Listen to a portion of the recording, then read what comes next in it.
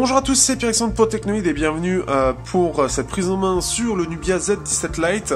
Donc c'est une version qui n'est pas vendue par Arcos, il est entre le Z17 Mini et le Z17, donc Omega ou Alpha chez Arcos.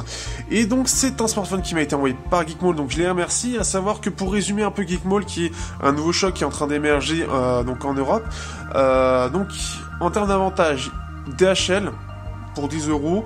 Voir s'il y aura peut-être plus tard d'autres moyens moins chers pour pouvoir être livré. Vous avez un service de réparation interne à Geekmall, donc ça c'est le truc très sympa. Les stocks sont européens, donc ce qui fait que de toute façon vous n'aurez pas de douane, et en plus les prix sont globalement assez sympas. À savoir que pour ce Nubia justement, j'ai un code de réduction, alors à la base il était de 10 €. Il va pouvoir passer à 30 €, j'ai pas les notions exactes, mais apparemment ce serait en termes de stock, donc tant que le code marche pour 30 €, ça veut dire que vous êtes dans les stocks où ils sont à 30 € moins cher, sachant qu'il a 249 €, donc vous pouvez le toucher à 220, donc sans les frais de port avec ce code, donc Techno Nubia, vous l'avez dans la description, donc c'est toujours ça de prix. Donc un partenariat que j'espère sera bien dans le long terme, et qui me permettra de tester beaucoup de smartphones chinois, comme celui-là, que je n'ai pas la possibilité d'avoir ailleurs, ou alors il faudrait que je paye de ma poche. Passons rapidement donc au Nubia. Nubia qui donc qui ressemble beaucoup au Z17 Mini. Donc on est avec un Snapdragon 653 à l'intérieur, on a un double IMX 258 avec une ouverture 2.2 et on a ce qu'il y a de bien, un écran qui est réellement bord à bord. Donc là avec un zoom up ici, vous pouvez voir vraiment qu'il est vraiment bord à bord, c'est-à-dire que le bord de l'écran c'est pas une partie noire et après le design, c'est vraiment voilà, on touche vraiment au châssis pour avoir le bord de l'écran. Donc vraiment très bien optimisé de ce point de vue-là, c'est une spécialité de chez Nubia, et qui est assez intéressant. L'écran en plus de ça est plutôt bon, donc ça c'est pas mal du tout.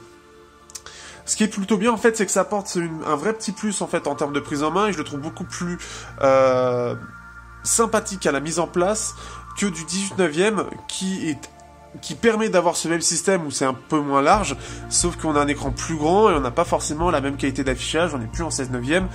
Moi je préfère en fait ce système en 16/9 mais avec des bords tout simplement optimisés et le côté haut-bas qui reste présent. Parce que tout simplement en bas ça permet d'avoir des touches sensitives ou le lecteur d'empreintes devant, ce que j'apprécie. L'appareil photo.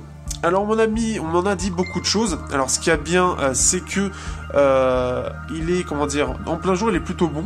Il est meilleur qu'un Mate 10 Lite, par exemple de ce point de vue-là. Il sera moins bon qu'un Pro 7 et il sera moins bon que le Echo pour le Pro, le S3. C'est un double capteur IMX 258, donc c'est pas forcément, c'est du milieu de gamme qui est présent déjà depuis 2-3 ans sur les milieux de gamme à environ 200 €. En tout cas, on le voit pas depuis, je le vois depuis le Redmi Note 3 Pro du côté de Xiaomi. Là, on est sur une double capteur, donc un normal et un mono en termes de couleur, en ouverture 2.2. Et c'est là le petit souci que j'ai, c'est qu'en ouverture 2.2, il va avoir du mal au niveau de la lumière. Et par exemple ici, donc là, pas très bien éclairé, on va voir en fait le UNSC. Hop, je vais essayer de UNSC ici, qui malheureusement fait un peu pâté parce que justement, il n'arrive pas à être précis. Oui, hop. Il n'arrive pas à être précis et c'est un peu le problème. Ce qui fait qu'on a un côté pâté, c'est pas assez précis et ça manque de détails.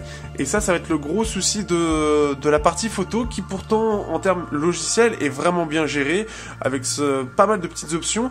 On aura la possibilité de capturer en RAW ou même de désactiver tout ce qui est retouche logicielle.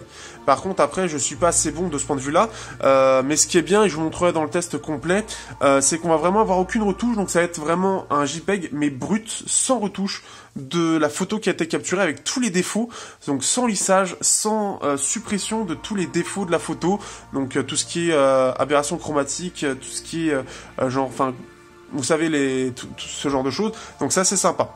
L'autonomie est plutôt bonne malgré un Snapdragon 153 qui ne change pas beaucoup du 152, toujours en 28 nanomètres notamment. La surcouche est très iOS pour terminer. C'est vraiment le souci, et pas forcément des plus optimisés pour l'instant. Il y a pas mal de petites choses qui fait que ça me dérange, et ça j'en reparlerai dans le test complet. Je reste à moins de 5 minutes, donc voilà tout simplement. En tout cas voilà, si vous voulez me soutenir par rapport à Geekmall, n'hésitez pas à passer sur leur site avec mes codes promo que vous avez là dans la description. C'est un smartphone qui est bien mais qui a des défauts, et ça j'en reparlerai plus complètement ou dans les commentaires. Sinon j'en reparlerai dans le test, et sur ce je vous dis à bientôt pour les tests tout simplement du Z17 Lite.